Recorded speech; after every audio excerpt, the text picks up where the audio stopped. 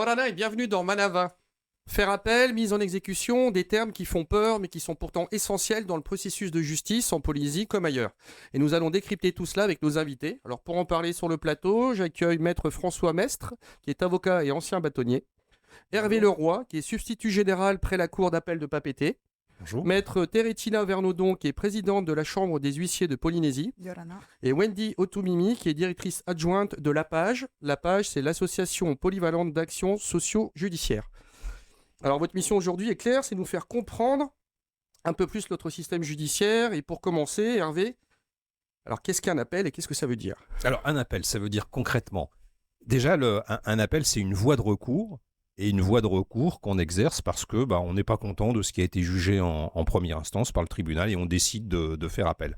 C'est un droit qui est reconnu par les conventions internationales, comme on dit, auxquelles la France a souscrit, et puis c'est inscrit dans notre code de procédure pénale, à l'article préliminaire. Je ne suis pas content de ce qui a été fait en première instance, je fais appel. Quel Voilà. que soit le type de cours, c'est-à-dire civil, pénal, administratif. Absolument. Absolument, que ce soit du civil, du pénal, du commercial, voilà. C'est ce qu'on appelle l'exercice d'un droit de recours qui doit être effectif et c'est obligatoire pour tous les pays démocratiques qui ont ce qu'on appelle un état de droit. François, quelle est la Oui. procédure qui se met en place pour un appel ?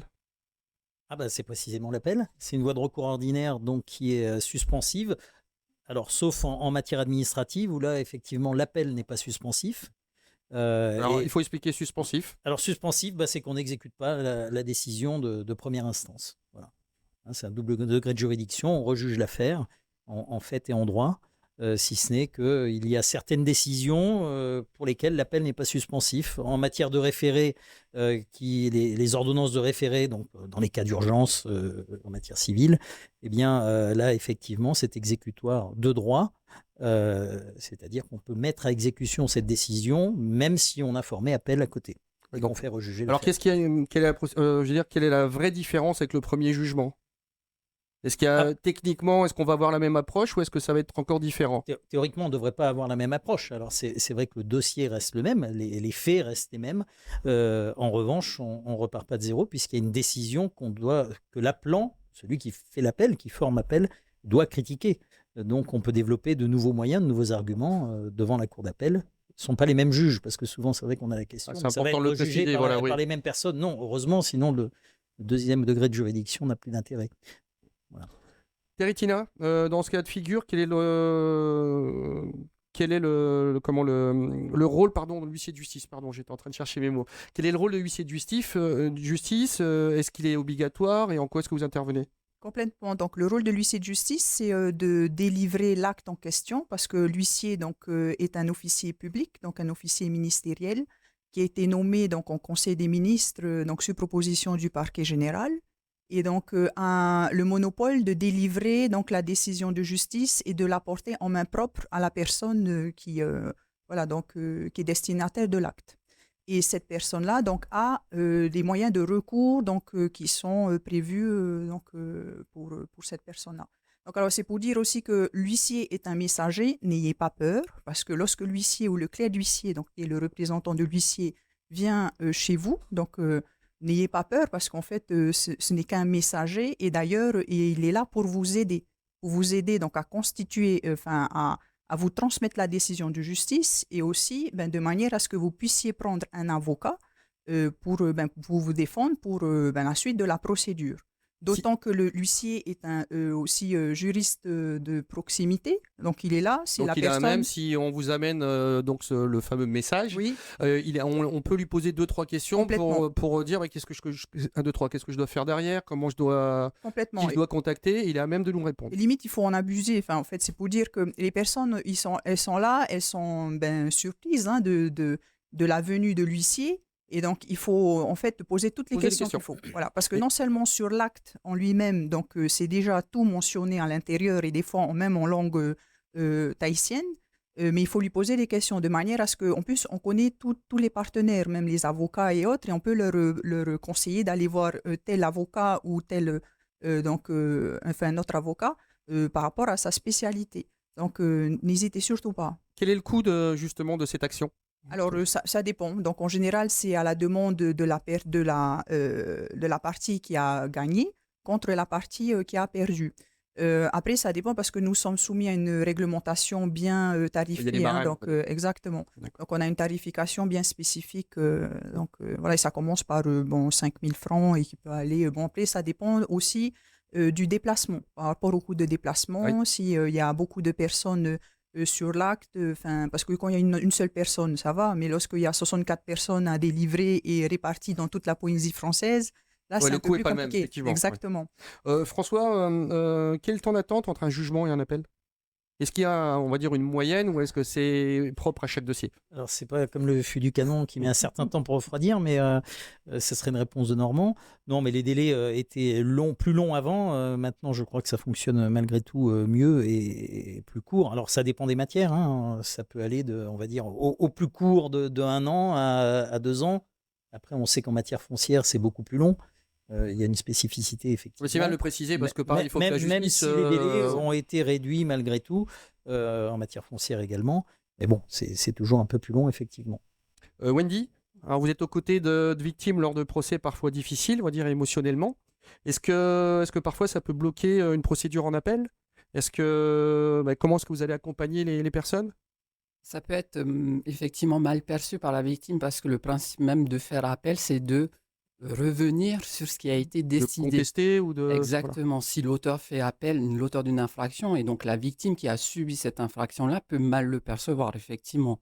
Donc l'idée, c'est de lui expliquer effectivement que c'est un droit, qu'elle-même, si elle souhaite faire appel, elle a le droit également de le faire, et que cette affaire sera jugée par d'autres magistrats et dans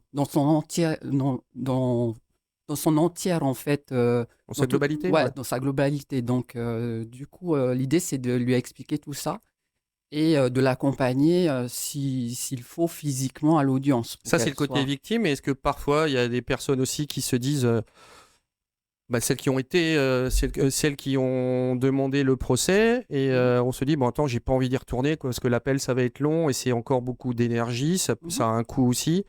On les accompagne aussi, ces personnes-là, on peut les conseiller. Nous, on les informe des possibilités et notamment la possibilité de constituer avocat parce que l'avocat représente la victime en justice lorsqu'elle n'est pas en mesure de se déplacer à l'audience. Donc François, là, clairement, c'est le rôle de l'avocat qui est essentiel dans le lancement de cette procédure. Oui, tout à fait, effectivement. Alors après, formellement, il y a différentes procédures, hein. Je prends des exemples précis.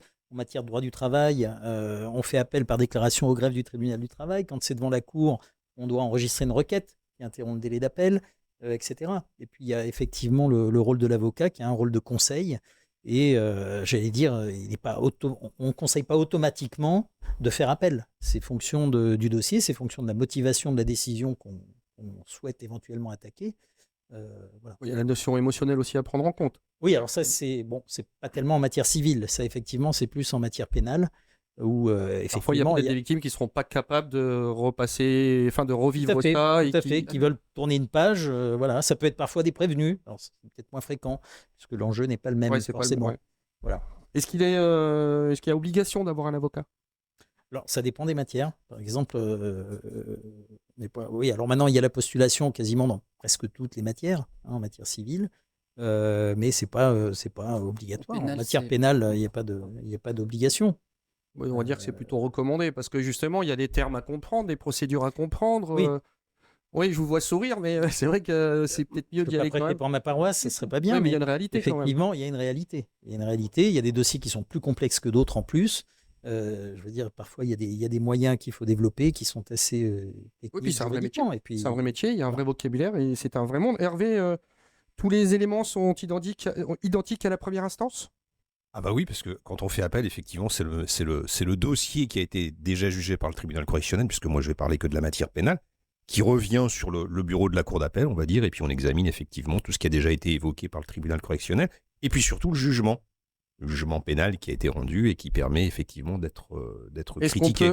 Est-ce qu'il y a de nouvelles pièces qui peuvent être ajoutées au dossier? Ah bah oui, au principe du contradictoire, hein, c'est ce qu'on appelle le grand principe, hein, qui est bien connu chez les juristes, le principe du contradictoire en appel. Explique-nous ce principe, si tu veux bien. Si tu veux, le principe, c'est que lorsque tu produis des documents ou que tu demandes l'audition d'un témoin, Les documents sont communiqués préalablement à toutes les parties, donc au ministère public, comme on dit, au procureur général, quand on est devant la cour d'appel, et aux parties civiles. Et lorsque ça arrive, lorsqu'un prévenu, une personne qui a été condamnée, fait citer un témoin devant la chambre des appels correctionnels, à ce moment-là, on a l'obligation de dénoncer le témoin au procureur général. Voilà. Et ça c'est en fonction aussi que ce soit du pénal, du civil, ou c'est bon pour toutes les cours? Non, moi je ne vous parle là que de la matière pénale. Ça, c'est les principes que je viens d'indiquer, c'est pour la matière pénale. Pour la le matière civil, on c'est peut autre amener d'autres chose. pièces aussi, c'est Alors, le même fonctionnement? Complètement, en matière civile, on peut développer de nouveaux moyens, donc les moyens sont des arguments. On peut verser de nouvelles pièces, simplement on ne peut pas former de nouvelles demandes, sauf si elles sont, j'allais dire, accessoires à celles qui avaient été formées devant le premier juge. Voilà. Est-ce que la décision en appel marque une décision définitive? Alors, il y a encore une voie de recours derrière, qui est le pourvoi en cassation, mais qui n'est pas un 3e degré de juridiction, c'est-à-dire que la Cour de cassation ne va pas rejuger les faits. Elle va simplement vérifier que le droit a été bien appliqué. Donc la cassation, en que le fait, principe clairement du sur l'approche technique, on va dire, où c'est Oui. le droit. Voilà. Oui, et puis il y a une spécificité également, c'est qu'un pourvoi en cassation, il doit être engagé par un avocat au conseil. On dit au conseil au pluriel parce que c'est un avocat qui peut intervenir devant la Cour de cassation ou devant le Conseil d'État si on forme un pourvoi en matière administrative. Et ça se fait en Polynésie ou ça descend? C'est à Paris. Ouais, donc pourvoi en cassation on est est à encore Paris. sur d'autres... Et l'appel même est à Paris pour le tribunal administratif, puisque la compétence pour la Nouvelle-Calédonie et la Polynésie, Outre-mer, c'est la Cour administrative d'appel de Paris. C'est bien de mettre les choses à plat, on voit qu'il y a une vraie complexité et que justement vous devez, entre autres à la page, d'avoir beaucoup de choses à expliquer. Teritina, alors partons du principe que l'appel marque la fin de la procédure, on entre dans ce qu'on appelle l'exécution de la décision. Alors quel est votre rôle? Donc, une nouvelle fois, on va signifier à ce moment-là la décision de justice qui est exécutoire. Et donc, on informe la partie qu'il faut qu'elle s'exécute parce que sinon, en fait, tous les moyens de recouvrement vont être mis en œuvre, notamment les saisies sur les comptes Là, bancaires. est-ce que c'est aussi le rôle de l'huissier? Est-ce que ça fait partie de vos prérogatives? Oui, d'expliquer. Parce qu'en fait, après, chaque affaire a sa spécificité. Et en fonction du cas particulier, on l'explique qu'est-ce qui va se passer. Et on préfère informer de manière à ce que la prochaine fois, lorsqu'ils nous voient arriver chez eux, qu'ils ne soient pas surpris. Parce qu'on l'aurait déjà en fait informé au préalable. Donc, commandement de payer. Ensuite, il y a une saisie-attribution donc, sur les comptes bancaires.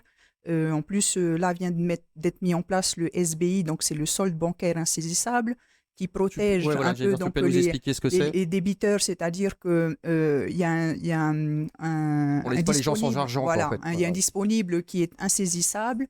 Donc, il est calculé comment? C'est 85 000 francs. Donc voilà, de tout particulier, il n'y a pas de particularité à ce niveau-là. C'est 85 000 francs, insaisissable sur le compte bancaire. Ensuite, on saisit, nous, ce qui est saisissable, la partie, le reliquat. Et ensuite, sinon, il y a des saisies-exécutions. Saisie-exécution, c'est saisie des véhicules ou saisie immobilière. Alors, on passe encore, je dirais, il y a différents degrés. Exactement. Donc, mais ça dépend, en fait, par rapport au débiteur, est-ce qu'il s'exécute ou pas. Donc, chaque étape on fait le point avec notre client, qui est le créancier. Et vous avez aussi des moyens de leur imposer l'exécution? Pas spécialement. Nous, en fait, on a un devoir de conseil. C'est-à-dire qu'on leur dit que, nous sommes allés, par exemple, au domicile de la personne en question. La personne, elle vit, ils sont 10 à l'intérieur. Il n'y a qu'une seule personne qui travaille. Enfin, voilà. Donc, on donne un peu ce genre d'éléments donc, à nos clients de manière à leur dire que, ce qu'on préconise... Clair, si vous leur laissez 85 000 pour vivre à 10... il va y avoir un problème, quoi. Il y a de l'humain. Voilà, en fait, on leur fait état de la possibilité de recouvrer, donc soit c'est minime, ou soit donc on peut aller en recouvrement et on leur propose la solution la plus adéquate. En fait, la réalité, c'est de ne pas fuir, pour faire clair, c'est plutôt on va dire, d'affronter, mais de trouver des solutions, parce que les gens peuvent aussi vous parler, clairement. En fait, l'huissier a un rôle qui est complètement méconnu. C'est-à-dire que lorsqu'on vient chez eux, on a encore la possibilité de négocier avec notre client, leur dire que voilà la réalité, puisqu'on est allé au domicile de la personne en question. Voilà, donc la réalité est que, le créancier en général, le client ne veut rien savoir. Hein, donc, je ne vous pose pas de questions, allez en exécution, il m'a assez embêté, voilà. Et maintenant, je ne veux même pas qu'il y ait de traitement de faveur. Nous, ce n'est pas un traitement de faveur, c'est juste de dire que voilà la réalité. Maintenant, ça va être impossible de recouvrer et d'aller dans votre sens. Donc, il est peut-être préférable de... Voilà, donc à tous les niveaux, nous intervenons en tant que personne pour tempérer les choses et c'est de l'intérêt des débiteurs, en fait. Surtout, jamais laisser lettre morte, jamais chasser un huissier. Hein. Enfin, franchement, ça, c'est la pire des choses qui puissent arriver. Hein. Parce que, bon, après, C'est bien de le préciser, parce que tu vois, ça remet les choses en Complètement. place, parce qu'il y avait une image sur l'huissier, on va dire, qui fait partie de l'image complètement. d'Épinal. Enfin, on demande pas d'être accueilli à bras ouverts, hein, mais c'est d'être accueilli dans de bonnes conditions parce qu'on est les messagers, on est des auxiliaires de justice où en fait on connaît la réalité de la situation et on sait ce qui va se passer. Et on connaît surtout ce que nos clients veulent. Donc à ce moment-là, on leur propose la meilleure solution possible pour que les deux parties soient contentes. Mais bon, en général, c'est pas forcément évident. Il y a des affaires pour lesquelles on en est sorti indemne. Bon, ça a pris du temps, mais toutes les parties limite étaient contentes. Enfin, voilà. Mais en général, au quotidien, les gens sont jamais contents parce qu'en fait, ils nous amènent un dossier, c'était pour hier, le recouvrement total. Mais par contre, la partie adverse, elle n'a pas les moyens de payer. Notre réalité, c'est ça. Donc, alors, par rapport au cas de figure, qu'est-ce qu'on doit proposer et de manière à ce que tout le monde soit content. Sur des cas, on va dire, encore plus humains et plus concrets, quelqu'un qui ne règle pas les pensions alimentaires à monsieur ou à madame, est-ce que l'huissier entre dans ce... Je prends Complètement. un cas concret, mais qui, hélas, est assez récurrent, on va dire. Hein. Complètement. En plus, il y a une procédure qui est particulière, c'est le paiement direct. C'est-à-dire qu'à partir du moment où il y a une décision de justice exécutoire, c'est une créance alimentaire. Donc, nous avons la possibilité de mettre en place cette procédure de paiement direct en place entre les mains de l'employeur. Comme ça, en fait, est prélevé à la source la pension alimentaire, la partie adverse. Et ça, c'est lui qui va amener les informations Oui. pour que ça soit mis en place. Exactement. Voilà. Alors, la cliente, en général, vient nous voir, me dit que, bon, voilà, j'ai des enfants et puis, leur père ne veut pas me payer les pensions de famille de nos enfants. À ce moment-là, je sais qu'ils travaillent, voilà l'employeur. Donc, on nous donne tous ces éléments-là et nous, donc, cette procédure-là, elle est rapide. On va directement saisir à la source et l'employeur est obligé de mettre en place cette procédure. Sans quoi, donc, c'est lui qui risque d'être redevable en tant qu'employeur. Donc, il y a aussi cette particularité où en fait on a déjà eu ce cas de figure où l'employeur il disait je ne mets pas en place, je ne prélève pas.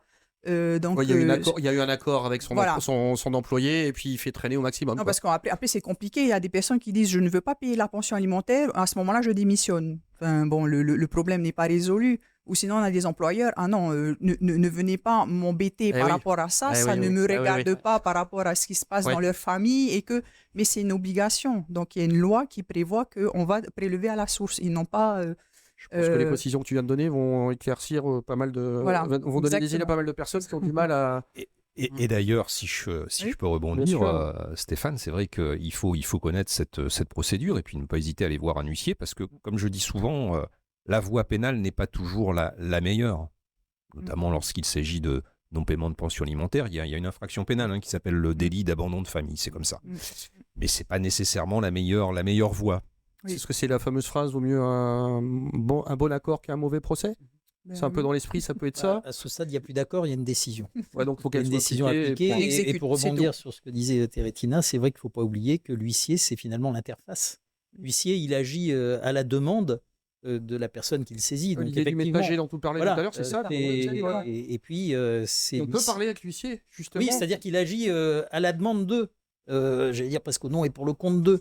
Donc, c'est vrai que pour ceux qui sont destinataires de ces exploits, il faut qu'il l'ait en tête. C'est-à-dire que ce n'est pas l'huissier qui prend l'initiative. C'est pas une surprise, il faut dire les choses. Oui. C'est pas une surprise. C'est une décision, c'est pas une surprise. L'huissier ne se réveille pas le matin en se disant tiens, je vais l'embêter un tel. Non, mais complètement. Si je peux rajouter quelque chose, en matière pénale, pour les victimes d'infractions pénales, il y a d'autres possibilités de recouvrement. Évidemment, l'huissier peut rentrer en compte, notamment quand l'auteur des faits est solvable, en fait, pour mettre en place toutes les mesures que Teretina disait.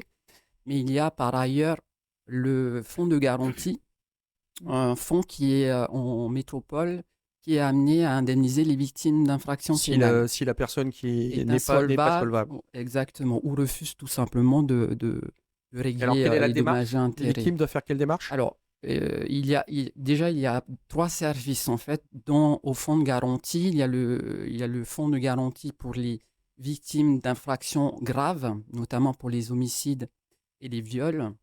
Et donc, dans ce cas-là, il y a une démarche préalable à faire auprès de la commission d'indemnisation des victimes, qui est au tribunal de Papeete.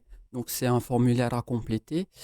Et donc, la commission d'indemnisation transmet la demande d'indemnisation au fonds de garantie qui sera amené effectivement à verser les dommages et intérêts à la place de l'auteur. Pour autant, le fonds de garantie se retournera. L'auteur n'est pas dédouané Exactement, mais de c'est ses pour- responsabilités. C'est pour faciliter les démarches de la victime. Donc ça, c'est le premier service. Le deuxième, qui est le service d'aide au recouvrement pour les victimes, qui est le SARVI, analyse toutes les autres infractions, notamment les vols, les violences assez, entre guillemets, plus minimes en fait. Donc le SARVI, avec la décision de justice, donc, peut être aussi amené à indemniser la victime de ce type d'infraction. Et le dernier, il s'agit de le fonds de garantie pour les victimes d'accidents de la circulation, donc on appelle ça le FGAO, qui est amené à indemniser les victimes qui ont subi un accident de la circulation, notamment lorsque l'auteur des faits n'est pas identifié et lorsque l'auteur des faits ne verse pas aussi les dommages et intérêts. Donc Voilà. il y a plusieurs recours et très clairement, on se Exactement. tournait vers vous pour avoir Mais toutes maximum. ces- Voilà, ces faut pas hésiter à poser des informations-là, questions une fois ça. encore. Exactement. Et oui, j'oubliais, il y a aussi l'auteur des faits peut indemniser spontanément la victime. Ça arrive ponctuellement. Et donc, il y a le service pénitentiaire d'insertion et de probation, donc le SPIP, qui est amené à suivre un certain nombre de condamnés dans le cadre de sursis probatoire. Et dans le cadre de ce suivi, il peut y avoir des obligations que le tribunal a prononcées, notamment le fait d'indemniser la victime. Et donc, l'agent du SPIP peut être amené à contacter la victime pour lui demander de lui remettre le RIB pour faire un échéancier pour régler Ouais, les donc il y a dommages et des intérêts. possibilités, il y a des moyens, il faut en parler. Exactement. Et ça, c'est contrairement, c'est Ouais, pour ouais. ça que je précise, c'est en matière pénale. En matière civile, c'est tout autre chose, en fait. Alors justement, au pénal, est-ce que c'est aussi l'huissier qui va faire appliquer la décision? Alors, pour ce qu'on appelle tout ce qui concerne l'action civile, si vous voulez, c'est-à-dire quand la victime a obtenu des dommages d'intérêt. Maintenant, pour ce qui concerne les peines, que ce soit les peines d'emprisonnement ou les peines d'amende, c'est le procureur de la République ou le procureur général, si on a la cour d'appel, qui s'assure de l'exécution des peines, comme on dit. C'est son boulot. C'est Donc là, inscrit dans la loi. l'huissier ne va pas entrer dans. En fait, l'huissier, il intervient dans le cas de la signification. Donc, c'était pour vous faire comprendre à la personne comme quoi elle a été condamnée. Et voilà. Donc, après, le reste, on n'intervient pas. On parle de juge d'application des peines. Vous pouvez nous expliquer en quelques mots ce que c'est? Oui, le juge de l'application des peines, c'est le magistrat, justement, qui est chargé de mettre en œuvre le suivi de personnes condamnées soit à une peine de travail d'intérêt général, donc travailler gratuitement, on va dire, pour une collectivité, souvent c'est la mairie ou pour une association. Et puis, on l'a évoqué, Wendy l'a évoqué récemment, le sursis probatoire, c'est-à-dire on impose à une personne qui a été condamnée, 6 mois d'emprisonnement assortis d'un sursis probatoire avec un délai d'épreuve de 2 ans et des obligations particulières, notamment l'obligation de travailler, l'obligation d'indemniser les victimes.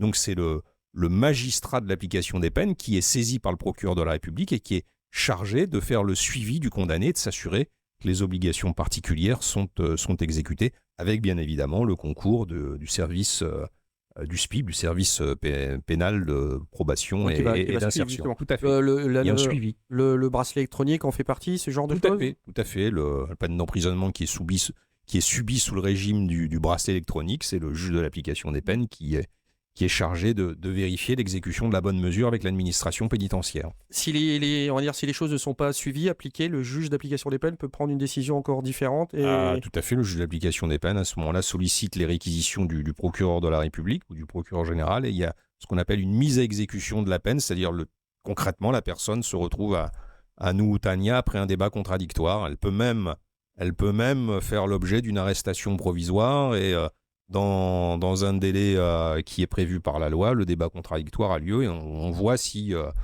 on continue l'exécution de la peine sous le régime, ce qu'on appelle de droit commun, l'emprisonnement en détention, à la maison d'arrêt, à Noutania. Voilà. D'accord. Ça a l'avantage d'être clair. Alors maintenant, je pense qu'on y voit un petit peu plus clair justement dans ces procédures parfois, on va dire, obscures pour la plupart d'entre nous. Bien évidemment, vous pouvez vous renseigner auprès des différents organes judiciaires, notamment la page ou encore l'ordre des avocats qui seront à même de répondre à vos questions. Merci à tous d'avoir pris le temps de nous expliquer tout ça, parce que c'est pas abordable et c'est pas facile pour tout le monde. Et si je peux me permettre de rajouter, c'est par rapport en fait au centre d'accès au droit. Donc en fait, il y a des consultations gratuites qui sont dispensées au tribunal où les avocats participent, les huissiers également.